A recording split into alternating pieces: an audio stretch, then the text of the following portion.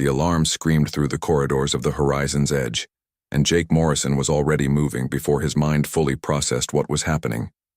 His boots pounded against the metal floor as he ran toward the bridge, pulling on his tactical vest as he went. Around him, other crew members rushed to their stations, their faces tight with the kind of tension that came from knowing something was very wrong. Jake had been in the middle of a workout when the alarm sounded. Now, with sweat still cooling, on his skin and his heart already racing, he felt that familiar edge of adrenaline that had kept him alive through 6 years as a Marine and another 3 in the Diplomatic Security Corps. He didn't know what the emergency was yet, but his body was ready for it. The bridge doors slid open and Jake stepped into controlled chaos. Captain Helen Martinez stood at the center, her dark eyes fixed on the main view screen. Jake had served under her for 2 years and had learned to read her moods. Right now she looked worried, and that was never a good sign. "What do we have?" Jake asked, moving to stand beside his commanding officer. Martinez didn't take her eyes off the screen. "Distress signal from a Valen transport. They were ambushed about 20 minutes ago. The signal is weak and it's getting weaker." Jake looked at the screen. The Valen Empire was one of the most powerful civilizations in this sector of space. Their ships were elegant things, grown from some kind of crystal technology that humanity still didn't fully understand. The transport on the screen looked like someone had taken a hammer to a work of art. Whole sections were dark, and debris floated around it in a slowly expanding cloud. "Are we responding?" Jake asked. Martinez's jaw tightened. "Velen military ships are 40 minutes out. The transport's life support is failing. They'll be dead in 30. Jake understood the problem immediately. If they waited for the Velen military, everyone on that ship would die. If they acted without permission, they could create a diplomatic incident. The Velens were proud people with strict rules about who could enter their territory and touch their property. A human rescue attempt might be seen as an insult or worse, an act of aggression. "We have to go," Jake said quietly. Martinez turned to look at him. "I didn't call you up here for advice, Morrison. I called you up here because if we're doing this, you're leading the team." Jake felt his stomach tighten. This wasn't a request. It was an order that could end his career or start a war.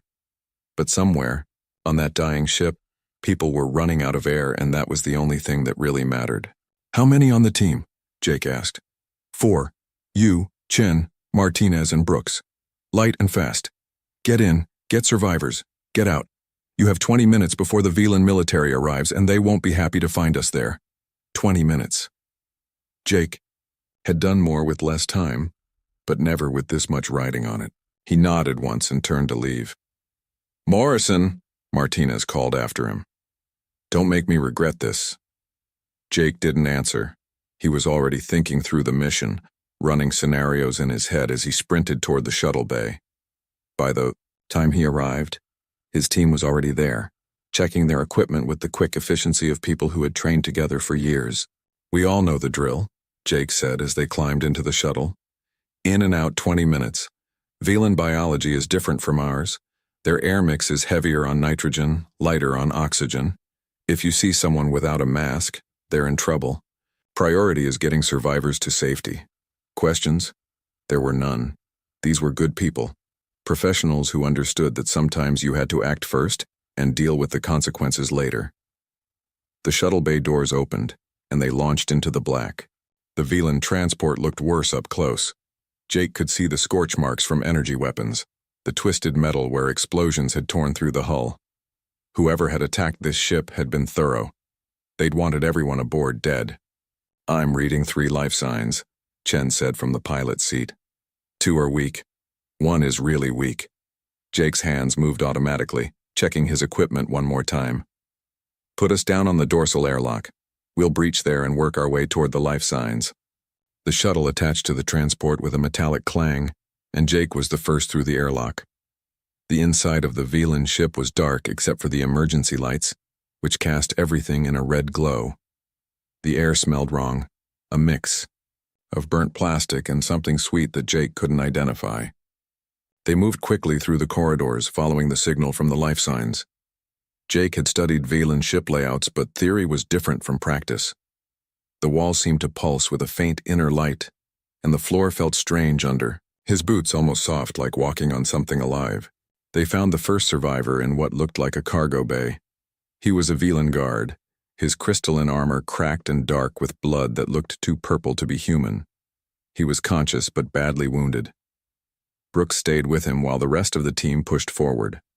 The second survivor was in better shape, another guard who had managed to seal himself in a medical bay. He looked at Jake with eyes that reflected the emergency lights in a way that was distinctly alien, but the relief on his face was universal. "The princess," he said in heavily accented standard. "You must save the princess." Jake's blood went cold. A princess. They were trying to rescue Velan royalty, and nobody had thought to mention that in the briefing. This changed everything. If something went wrong, if the princess died, it wouldn't just be a diplomatic incident. It could mean war. "Where is she?" Jake asked. The guard pointed deeper into the ship. "The royal quarters." The corridor collapsed. "I tried to reach her, but the way is blocked." Jake looked at his team. They had maybe 10 minutes left. "Chen, stay with this one. Get him and the other guard back to the shuttle. Martinez and I will find the princess." Chen looked like she wanted to argue, but she nodded instead. Jake and Martinez moved deeper into the dying ship, following the guard's directions. The damage got worse the further they went. Whole sections of the corridor had collapsed, and Jake had to squeeze through gaps that were barely wide enough for his shoulders. They found her in a sealed compartment, visible through a window that had somehow survived the attack. She was young. Maybe the equivalent of her early 20s in human terms, with the same crystalline features as the guards, but more delicate, almost translucent. She was alive, but Jake could see the problem immediately. Her breathing apparatus was damaged, leaking the special atmosphere she needed to survive. "We need to get through this door," Jake said, examining the seal. The metal was twisted, jammed in a way that would take cutting tools they didn't have time to use. "There's another way," Martinez said, pointing to a vent above them. "If we can get through there, we can drop down into the compartment." Jake looked at the vent, then at Martinez, then at his watch. 8 minutes. "Do it." Martinez pulled herself up into the vent, and Jake heard her moving through the narrow passage. Seconds ticked by like hours. Then there was a crash, and the door's seal broke. Martinez had gotten inside and opened it from the other side. Jake pushed through and dropped to his knees beside the princess. Her eyes were closed, and her breathing was shallow. The apparatus on her face was definitely failing, hissing as the precious atmosphere leaked away. "We need to get her to the shuttle," Martinez said. "Maybe our medical bay can help her." Jake shook his head. He'd read the briefings. Velan biology was complicated, and their atmosphere requirements were specific. If they tried to move her without fixing the apparatus, she'd suffocate before they got halfway back. But he didn't have the tools to fix it properly. He looked at his own emergency air supply, a compact unit designed to keep a human alive for 6 hours in hard vacuum. It wasn't designed for Velans, but it had regulators, valves, and a pressure system. If he could modify it, jury-rig it to work with her apparatus, it might buy them enough time. "Morrison, what are you doing?" Martinez asked as Jake started pulling apart his own air supply. "Saving her life," Jake said, his hands moving with the kind of desperate precision that came from knowing there was no backup plan. He pulled tubes from his unit, connected them to the princess's damaged apparatus, and rerouted the flow. It wasn't elegant, and it probably wouldn't hold for long, but it might work. The princess's breathing steadied. Her eyes fluttered open, focusing on Jake with a clarity that made him uncomfortable. She could see exactly what he'd done, that he'd given up his own safety to save her. "Can you walk?" Jake asked. She nodded weakly and let him help her to her feet. They moved back through the corridor, Martinez leading the way, Jake supporting the princess. Every step was an effort, and Jake could feel the weight of what he'd done. Without his air supply, if they hit vacuum, if there was another breach, he'd have seconds instead of hours. They were halfway back to the shuttle when the ship shuddered. Another explosion, somewhere deep in the engineering section. The emergency lights flickered and went out, plunging them into darkness. Jake activated his helmet light, and in its beam, he could see new cracks forming in the walls around them. "Run!" Martinez shouted, and they ran. The corridor behind them began to collapse, and Jake could hear the screaming hiss of atmosphere venting into space. He pushed the princess forward, keeping himself between her and the destruction, a piece of. Jake woke up properly 3 days later, and the first thing he noticed was that everything hurt. His back felt like someone had used it as a punching bag. His lungs burned with every breath, and there was a persistent ringing in his ears that the doctors said might be permanent. The radiation exposure from the damaged reactor had done more damage than the debris, they told him. He was lucky to be alive. Lucky. Jake thought about that word as he stared at the ceiling of his medical bay quarters. He'd saved a life, maybe prevented a war, and his reward was months of recovery and the possibility that he'd never be cleared for active duty again. Some luck. The door to his room opened and Captain Martinez walked in. She looked tired, the kind of tired that came from dealing with politicians and bureaucrats for days on end. "How are you feeling?" she asked, sitting down in the chair beside his bed. "Like I got hit by a shuttle," Jake said. "What's the situation?" Martinez sighed. "Complicated. The Velan government is grateful officially. You saved Princess Lyria, daughter of Queen Cythara. That's a big deal. But you also violated their space without permission, boarded a royal vessel without authorization, and touched a member of the royal family. That's also a big deal." Jake closed his eyes. "So I'm in trouble. You're a hero and a criminal at the same time. The Valens are still deciding which one matters more." Martinez leaned forward. "The princess has been asking about you. Every day. She wants to see you again. Is that allowed? Apparently, when you're a princess, you get to do what you want." Martinez stood up. "She'll be here this afternoon. Try to be diplomatic, Morrison. We're walking a very thin line here." After Martinez left, Jake tried to prepare himself for meeting royalty. He'd never been good at formal situations, had never cared much about ranks and titles. In his experience, what mattered was what a person did, not who they were born as. But the Valens didn't see things that way. For them, bloodlines and hierarchy were everything. When Princess Lyria arrived that afternoon, she came alone without the guards and attendants Jake had expected. She moved with a grace that seemed almost like floating, her crystalline features catching the light in ways that reminded Jake she wasn't human, no matter how humanoid she appeared. "Lieutenant Morrison," she said, and her accent was better than it had been on the ship. "I am pleased to see you recovering." "Just Jake is fine," he said. "And thank you. I'm glad you made it out safely." Lyria sat in the chair Martinez had used, folding her hands in her lap. "I have been thinking about what you did. About your answer when I asked why you saved me. You said it was because I needed help. Is it truly that simple for humans?" Jake thought about the question. Maybe not for all humans, but it should be. Life is valuable. When someone needs help, you help them if you can. That's just basic decency. "Decency," Lyria repeated the word like she was tasting it. "In my culture, we have similar concepts, but they are tied to duty, obligation, and honor. You had no duty to me. You owed me no obligation, yet you risked your life, gave up your own safety for a stranger. This is difficult for me to understand." Over the following weeks, Lyria visited Jake almost every day. At first, their conversations were formal, careful. She asked about human culture, about Earth, about the way humans organize their societies. Jake answered as best he could, though he'd never thought of himself as any kind of cultural ambassador. But slowly, the conversations became easier, more natural. Lyria told him about the Velan Empire, about worlds made of living crystal, about art that existed as harmonic frequencies that could be felt rather than seen. She talked about growing up in the Crystal Palace, about the weight of being fourth in line to the throne, about feeling both incredibly privileged and incredibly trapped. Jake found himself looking forward to her visits. She was smart, curious, and had a way of asking questions that made him think about things he'd always taken for granted. And despite the alien features, despite the vast gulf of culture and biology between them, she was easy to talk to. "You must miss your home," Lyria said one afternoon. They were sitting in the small garden area of the medical bay, surrounded by earth plants that Jake found comforting. "I do," Jake admitted.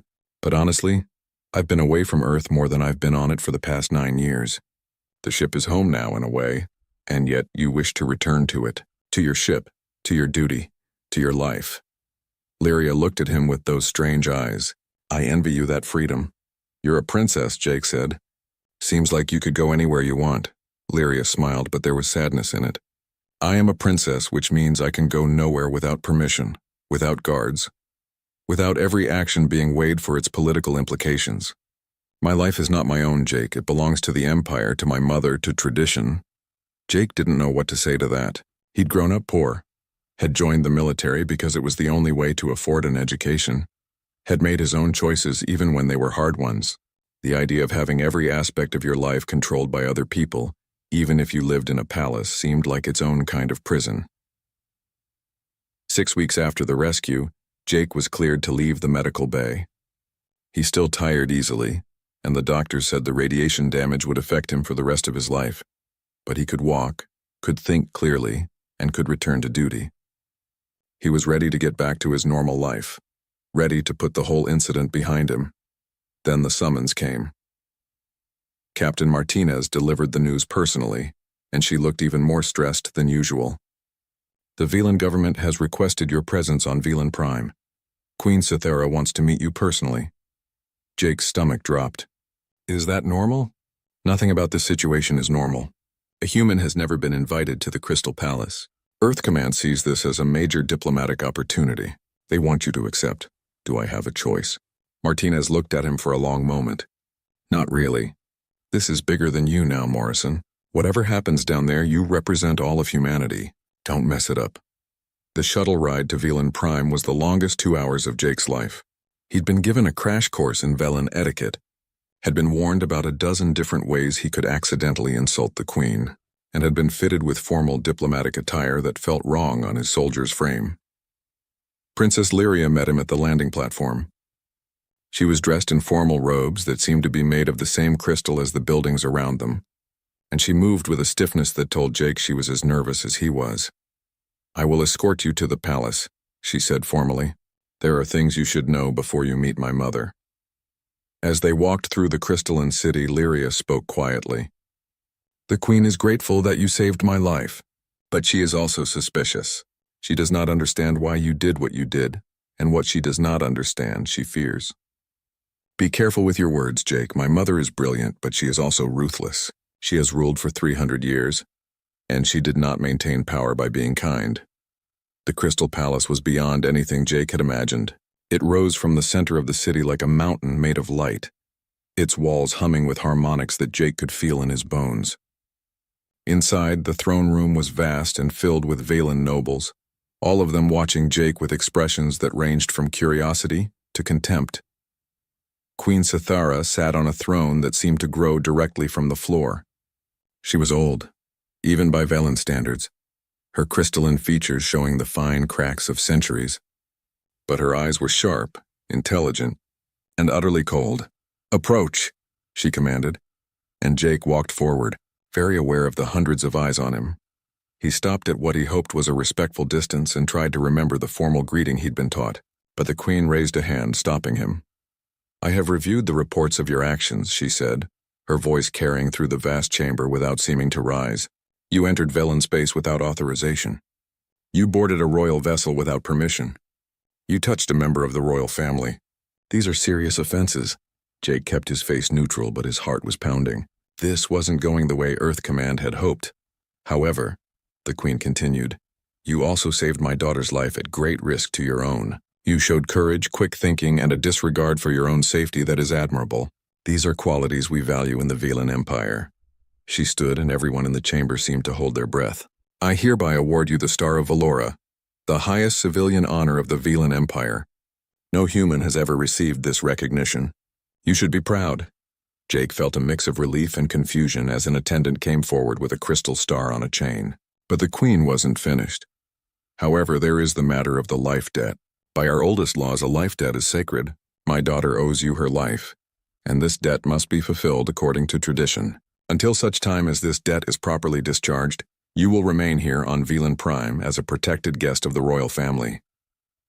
The words hit Jake like a physical blow. He looked at Lyria and saw horror on her face. She hadn't known. Nobody had known. Your Majesty, Jake said carefully, I'm honored by your generosity, but I have duties aboard my ship. I need to return to— The matter is not open for discussion, the Queen said, and her tone left no room for argument. You will be provided with comfortable quarters. Jake's quarters in the Crystal Palace were larger than any apartment he'd ever lived in. The walls hummed with that same harmonic frequency that seemed to run through all Valen structures, and the furniture was grown from crystal rather than built, forming smooth organic shapes that were surprisingly comfortable. There was a bedroom, a sitting area, a bathroom with facilities adapted for human biology, and a balcony that overlooked the city below. It was beautiful, luxurious, and felt exactly like a prison. The door wasn't locked. Jake had checked that immediately. But when he tried to leave, 2 guards had materialized in the hallway, polite but firm. They were his honor escort, they explained, for his protection. They would accompany him anywhere in the palace he wished to go. But leaving the palace required permission from the Queen, and that permission was not currently granted. Jake spent his first 3 days in a fog of anger and disbelief. He tried to contact the Horizon's Edge, but was told all communications required approval from the palace security office. He tried to demand a meeting with the Queen, but was informed that Her Majesty's schedule was full for the next several months. He tried everything he could think of, and every attempt hit the same wall of polite, immovable bureaucracy. On the 4th day, an elderly Valen appeared at his door. He introduced himself as Keeper Ven, cultural liaison and scholar, assigned to help Jake understand his situation and adapt to life in the palace. I don't want to adapt, Jake said bluntly. I want to go home. Ven settled into one of the crystal chairs with the ease of someone very old and very patient. Of course you do. That is natural. But home is not currently an option, so we must work with what is possible rather than what is desired. This is insane. You can't just keep me here. The Queen can and has done exactly that. The life debt is ancient law, Lieutenant Morrison. It predates the current dynasty by thousands of years. To violate it would be to undermine the very foundation of Valen society. Ven's eyes were sympathetic but firm. I understand your frustration. Truly I do. But anger will not free you. Understanding might. Over the following weeks, Ven became Jake's teacher and reluctantly something like a friend. The old scholar was endlessly patient, answering Jake's questions about Valen law, culture, and history. And slowly, despite his resistance, Jake began to understand the depth of the hole he was in. The life debt was more than just a legal obligation. It was woven into the spiritual and philosophical framework of Valen society. Lyria's life belonged to Jake in a very real sense, and until he performed some act that balanced the cosmic scales, that debt would remain. The problem was that opportunities for such acts were rare. Most life debts in Valen history had been resolved through years of service, or had been passed down through generations when the original debtor died. So I'm stuck here until I save someone else's life? Jake asked after one particularly long lesson. Or until you perform some service of equivalent value to saving a royal life, Ven said. The law is flexible in that regard, though the Queen must agree that the service is sufficient. And how likely is she to agree? Ven was quiet for a long moment. Queen Sithara is many things, but she is not quick to relinquish control. You represent something valuable to her, Lieutenant. You are a living example of humanity, a subject she can study to better understand your species, and you are leverage in her political calculations. She will not let you go easily. Jake felt something cold settle in his stomach. You're saying she'll keep me here forever. I am saying that your freedom will require more than patience. It will require strategy. Princess Lyria visited when she could, but palace politics kept her busy with duties and obligations. When she did come, she always looked guilty, like she was personally responsible for Jake's captivity. In a way, Jake supposed she was, though he didn't blame her for it. I have spoken to my mother, she said one evening. They were in Jake's quarters, carefully chaperoned by guards who stood just outside the door. I have asked her to release you from the life debt. She refuses. I didn't expect anything else, Jake said. He was sitting on the balcony looking out at the alien city. 6 weeks had passed since the ceremony and he still felt like a stranger here. I feel responsible for your imprisonment, Lyria said quietly. You're not. I made my choice on that ship. If I had it to do over, I'd make the same choice. Jake looked at her. But I won't pretend I'm happy about the consequences. Lyria sat beside him and for a while they just watched the city lights. Tell me about Earth, she said finally. Tell me what you miss most. Jake thought about it. Rain, I miss rain. And coffee. Real coffee, not the synthesized stuff on ships. And I miss being able to walk down a street without everyone staring at me like I'm some kind of exotic animal. You are exotic here, Lyria said with a slight smile. We have had little contact with humanity. Most of my people see your species as newcomers barely out of your primitive phase. The fact that you saved my life challenges their assumptions. It makes them uncomfortable. Yeah, well, I'm pretty uncomfortable too. 3 months into his captivity, Jake stopped fighting and started learning. He studied Velan law with Ven, looking for loopholes, precedents, anything that might offer a path to freedom. He learned the language, practiced the formal etiquettes, and began to understand the complex web of politics that governed palace life. He also started to see the beauty in Velan culture. Their art was unlike anything humans created, existing as much in sound and vibration as in visual form. Their literature was philosophical and deep, exploring questions of duty, honor, and the nature of existence. Their music could make him feel emotions he had no words for, and despite everything, despite the anger and frustration, Jake found himself becoming fascinated by it all. But he never forgot that he was a prisoner, no matter how comfortable his cage.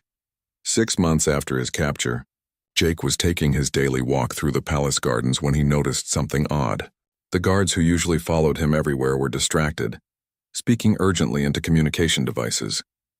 The palace staff who normally bowed and moved aside were running, their faces tight with tension. Something was wrong. Jake found Keeper Ven in the library, and the old scholar's face was grave. There has been an incident. Palace security has been increased. You should return to your quarters. What kind of incident? Ven hesitated, then seemed to decide that Jake had earned some honesty. Intelligence suggests that the Kresh raiders who attacked Princess Lyria's transport were part of a larger conspiracy. There are concerns about palace security. Jake's military training kicked in immediately. You think they might attack here? It is a possibility being investigated. But you need not worry. The palace is one of the most secure locations in the Empire. But Jake was worrying. He'd seen what the Kresh could do, had pulled survivors from their handiwork. And he'd learned enough about Velan politics to know that the palace had enemies. Factions that opposed the Queen's relatively progressive stance toward younger species like humanity. Over the next few weeks, tension in the palace continued to build. Security was tightened, visitors were restricted, and Jake found himself even more isolated than before. Lyria stopped visiting, caught up in emergency meetings and security briefings. Jake used the time to think, to plan, and to pay attention. His soldier's instincts told him something was coming, something big. And despite being a prisoner, despite having every reason to just keep his head down and hope someone else handled whatever was brewing, Jake couldn't turn off the part of himself that was trained to protect people. He started noticing patterns. Guards were being rotated on unusual schedules. Certain areas of the palace that had been accessible were suddenly off limits, and some of the staff seemed nervous in a way that went beyond general tension. Jake mentioned his observations to Ven, who listened carefully and then went very still. You think the threat is already inside the palace? I think someone is preparing something. The question is what and when. Ven looked at Jake for a long moment. If you are right, if you can prove this, it might be the service that balances your debt. The Queen's life is worth as much as the princess's. Jake hadn't thought of it that way, but Ven was right. If he could stop an attack on the Queen, it would fulfill the life debt. He'd be free to leave, but that meant he had to figure out what was being planned, and he had to do it without any official authority, resources, or even freedom of movement. Jake spent the next days watching and listening. He befriended kitchen staff, talked to gardeners, chatted with junior guards who were bored on their shifts. Slowly, he started to piece together a picture. The Festival of Stars was coming in 2 weeks, a major celebration when the palace would be filled with visitors and security would be stretched thin. It was the perfect time for an attack. Jake took his suspicions to Ven, who took them to someone higher up in the security structure. But Jake was an outsider, a human, and many in the Queen's court didn't trust him. His warnings were noted but largely dismissed as paranoia, so Jake did the only thing he could do. He prepared. He studied the palace layout, identified defensive positions and evacuation routes. He befriended guards and staff who might listen when things went wrong. The Festival of Stars began at dawn with traditional ceremonies that Jake watched from his balcony. The Crystal Palace seemed to glow with inner light as thousands of Velans in formal dress filled its halls and gardens. Music resonated through the structure, and the air itself seemed to vibrate with celebration. It was beautiful, and Jake couldn't shake the feeling that he was watching people dance on the edge of a cliff. His guards were different today, younger and less experienced than his usual escort. Jake filed that detail away as he dressed in the formal robes that had been provided for him. If he was right about what was coming, every detail might matter. The palace was transformed for the festival. Halls that were usually quiet now echoed with conversation and laughter. Gardens were filled with performers and artists, and security, Jake noticed, was spread thin trying to cover everything at once. It was exactly what he would have done if he were planning an attack. Jake moved through the crowds, his guards trailing behind him. He was looking for anything out of place, anyone who seemed too focused or too nervous. But there were thousands of people here, and he was just one human in a sea of Velans. He found Keeper Ven in one of the smaller reception halls, and the old scholar looked as tense as Jake felt. "You sense it too?" Ven said quietly. "Something's wrong. The guards are different today. Security rotations don't match the patterns I've observed, and there are people here I don't recognize from the palace staff. I have brought your concerns to the Security Council again. They are reviewing the guest lists and running additional checks." Ven's face was troubled, but it may not be enough. The main ceremony began at midday in the Great Throne Room. Jake stood near the back with other minor guests, watching as Queen Cythera addressed her people. She spoke of unity, strength, and the eternal glory of the Velan Empire. She looked magnificent and utterly confident. A ruler who had held power for 3 centuries and intended to hold it for 3 more. She was also completely exposed. Jake's eyes scanned the room, taking in the balconies where musicians played, the side doors where servants came and went, the guards positioned at regular intervals. His mind automatically calculated fields of fire, escape routes, and weak points in the security setup. Then he saw it. A servant near one of the side doors moved wrong, shifted his weight like someone carrying something heavy beneath his robes. Jake had seen that stance before, had used it himself when carrying concealed weapons. His heart rate spiked. He started moving toward the servant, but the crowd was thick and his guards were caught off balance by his sudden movement. Jake pushed through, drawing stares and angry mutters, but he kept his eyes on the servant who was moving steadily toward the queen. The servant's hand moved inside his robe. "Gun," Jake shouted in Standard, then repeated it in Velan. "Weapon." Everything happened at once. The servant pulled out an energy weapon, small but deadly. Palace guards started moving, but they were too far away. The queen's personal shields activated, but they took a second to fully deploy. It was enough time for a shot. Jake was running now, shoving people aside, his old combat training taking over. He saw the weapon come up, saw the servant's finger move to the trigger, saw the angle of the shot that would hit the queen before her shields were fully active. He threw himself forward, crashing into the servant just as the weapon discharged. The blast went wide, hitting a crystal column that exploded into fragments. Jake and the servant went down in a tangle of limbs, and Jake's fists were moving before they hit the floor. 3 quick strikes. Military combatives learned in a dozen training sessions and confirmed in actual combat. The servant went limp, but Jake's shout had triggered more than just one assassin. Across the throne room, other servants were dropping their disguises and pulling weapons. This wasn't a single assassin. It was a coordinated attack. Palace guards engaged, and suddenly the beautiful ceremony became a battlefield. Energy weapons discharged with sharp cracks, crystal shattered, and people screamed. The crowd surged toward the exits, panic spreading like fire. Jake grabbed the unconscious servant's weapon and looked for Lyria. He spotted her near the throne, surrounded by guards but in the line of fire from assassins on the upper balcony. Without thinking, Jake ran toward her. "Morrison, what are you doing?" one of the guards shouted at him.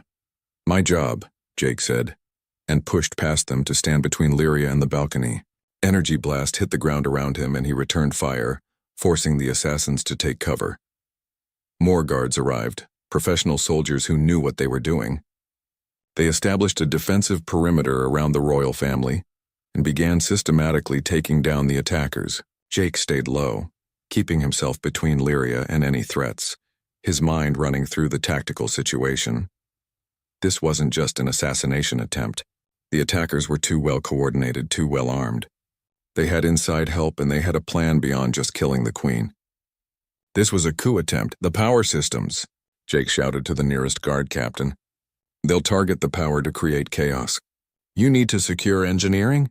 The captain looked at Jake like he was crazy, but then an explosion rocked the palace and the lights went out.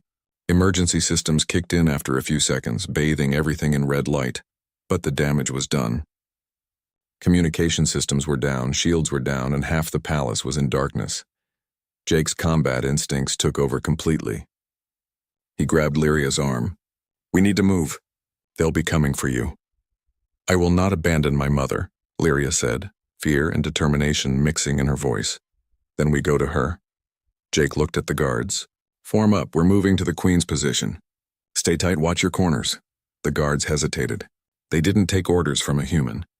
But they also didn't have a better plan, and Jake moved with the confidence of someone who had done this before. They fell in behind him. Moving through the darkened palace was like moving through a nightmare. They encountered more assassins, and Jake's group had to fight their way forward. He moved on instinct, using every trick he'd learned in his years as a Marine. He directed fire, called out threats, and kept Lyria safe behind him. They found the Queen in her private chambers, surrounded by her personal guard but pinned down by a large group of attackers who had somehow gotten into the secure areas. The Queen was calm despite the chaos, directing her defenders with the same authority she used to rule an empire. Lieutenant Morrison, she said as Jake's group arrived, I was not expecting human intervention. Funny thing about life debts, Jake said, taking position near a window. They work both ways. The Queen almost smiled. Indeed. For the next hour, Jake coordinated the defense of the Queen's chambers.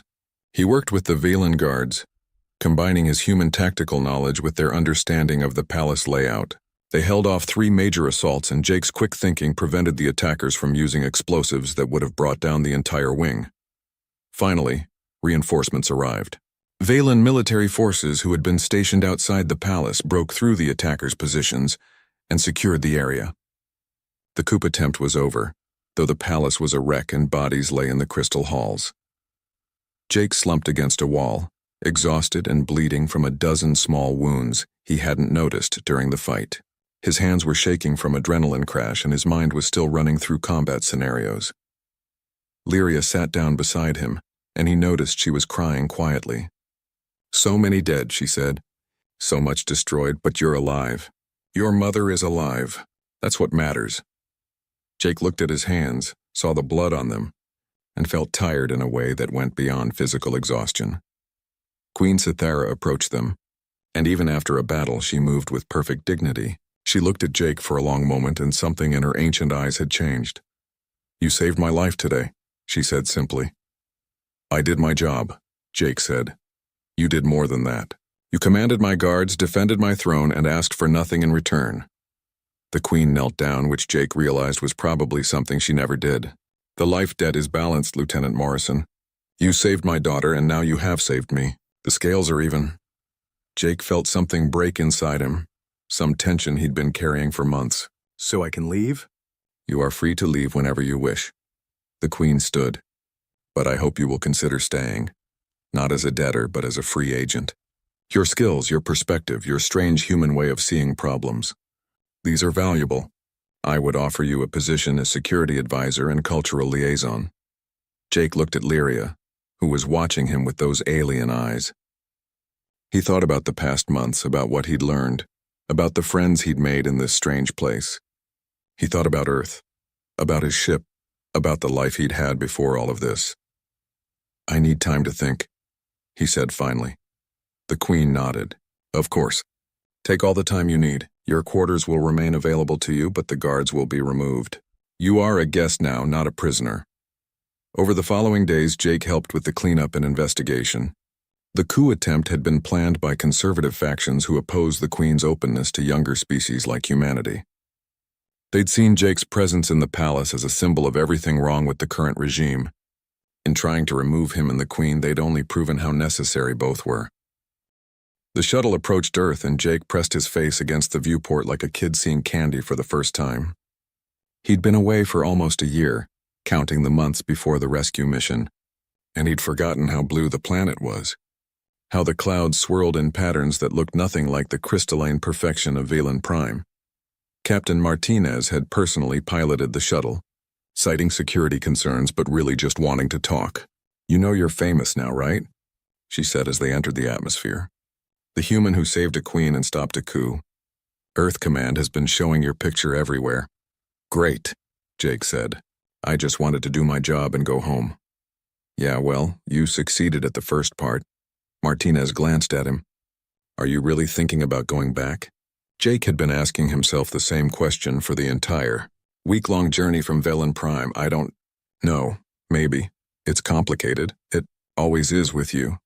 They landed at the military spaceport in California, and Jake was immediately overwhelmed by the familiar gravity, the smell of Earth air, and the crowd of people waiting for him. His parents were there, older than he remembered, and his sister with her 2 kids who stared at him like he was a stranger. In a way, he was. The reunion was emotional and awkward. His mother cried and held him too tight. His father shook his hand and asked careful questions about his health. His sister wanted to know if aliens were really as scary as they looked in movies. Jake answered as best he could, but he felt disconnected, like he was watching the scene from outside himself. Earth Command had given him a month of leave, and Jake spent the first week trying to fit back into his old life. He visited friends from his Marine days and found that their shared experiences felt distant now. He went to his favorite bar and discovered that beer tasted different than he remembered. He tried to sleep in his childhood bedroom and lay awake staring at the ceiling, missing the harmonic hum of crystal walls. Everything felt wrong, but he couldn't explain why. His sister found him one afternoon sitting on the back porch of their parents' house, staring at the sky. She sat down beside him with 2 beers and didn't say anything for a while. "You're different," she said finally. "I know. Not bad different, just, you seem older." More serious, she took a drink. "What happened up there, Jake?" "Really?" So he told her. Not the official version that had been in all the news reports, but the real story, about being trapped, about learning to see value in a culture that had seemed alien and cold, about Lyria and their complicated friendship, about finding purpose in bridge building between species. "You're in love with her," his sister said. "No. Maybe. I don't know." Jake rubbed his face. "It's not that simple. She's a princess. I'm human. There are about 1,000,000 reasons why it wouldn't work. But you're thinking about going back anyway. The work matters. Humans and Valens need to understand each other better, and I'm in a position to help with that. It's not about Lyria." His sister gave him a look that said she didn't believe him, but she didn't push. "Just promise me you'll come visit. Mom would kill me if you disappeared for another year without proper goodbyes." Jake promised, and he meant it. The second week on Earth, Jake met with officials from Earth Command. They offered him a promotion, a position in the diplomatic corps with a focus on Valen relations. It was basically the same job the Queen had offered, but based on Earth instead of Valen Prime. "The Valen Empire has been a powerful force in this sector for thousands of years," the Admiral explained. "Having good relations with them opens doors for humanity. You've already done more for diplomatic ties than decades of formal negotiations. We want you to continue that work." "And if I wanted to accept the Valen offer instead?" Jake asked. "To work from their side?" The Admiral's face tightened slightly. "That would be complicated. You're a human citizen, Lieutenant. We would prefer you work for humanity's interests." Jake left the meeting without committing to anything. He understood the politics now, understood that to both sides he was a valuable asset to be positioned correctly on the board. Everyone wanted him to choose their side. But Jake was starting to think that maybe the whole point was not to choose sides at all. The third week, Jake attended the medal ceremony where he received formal recognition for his actions. The president gave a speech about courage and sacrifice. Jake stood in his dress uniform and tried to look humble, while cameras flashed and politicians shook his hand. It was everything he'd ever thought he wanted: recognition and honor and respect. But all he could think about was how the Valen ceremony had felt more genuine, even though he'd been a prisoner at the time. After the ceremony, Jake found a quiet spot in the military garden and called Lyria. The communication delay was several seconds, but it was worth it to see her face on the screen. "Jake, how is Earth?" She looked excited to hear from him. "Weird. Familiar but different. I'm having trouble fitting back in." He paused, trying to find the right words. How are things there? Busy. The repairs continue and there are still political tensions from the coup attempt. Many in the court are arguing about the future direction of the empire. Lyria looked tired. I could use an outside perspective. That's kind of what I wanted to talk about. Both Earth Command and your mother have offered me positions. Everyone wants me to pick a side, but you do not want to pick a side. Lyria understood immediately, the way she always did. I think the whole point is to be the bridge, not to stand on one bank or the other. I want to help both sides understand each other, but I can't do that if I'm seen as belonging to one or the other. Lyria was quiet for a moment, thinking. What if you worked for both? Split your time between Earth and Velan Prime. Represent both perspectives rather than choosing one. It was so simple, Jake couldn't believe he hadn't thought of it himself. Would your mother accept that? I think she would see the value in it, and it would show that we trust you, that we see you as truly independent. Lyria smiled. Though you would need to visit often. The court respects you now, but respect fades without presence. They talked for another hour, working through the details of what such an arrangement might look like. By the time the call ended, Jake felt like he finally had a path forward that didn't require him to betray anyone, including himself. The fourth week, Jake presented his proposal to both Earth Command and, via long-range communication, to Queen Cythera. He would work as an independent cultural liaison, spending 6 months on Earth and 6 months on Velan Prime each year. He would advise both governments on matters relating to human-Velan relations, but he would not be bound to either side's specific agenda. Both sides were hesitant at first, but Jake had learned to play political games during his months in the Crystal Palace. He pointed out the advantages, addressed concerns, and made it clear that this was his only offer. Either they accepted his terms or he would retire from diplomatic work entirely. In the end, both sides agreed. Jake suspected they each thought they could eventually persuade him to favor their interests. He intended to prove them both wrong. His last days on Earth were spent with family.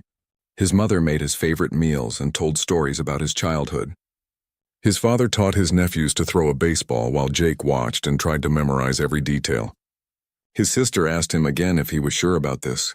I'm sure, Jake said. This feels right in a way nothing else has. Even with the alien princess in the picture? Jake laughed.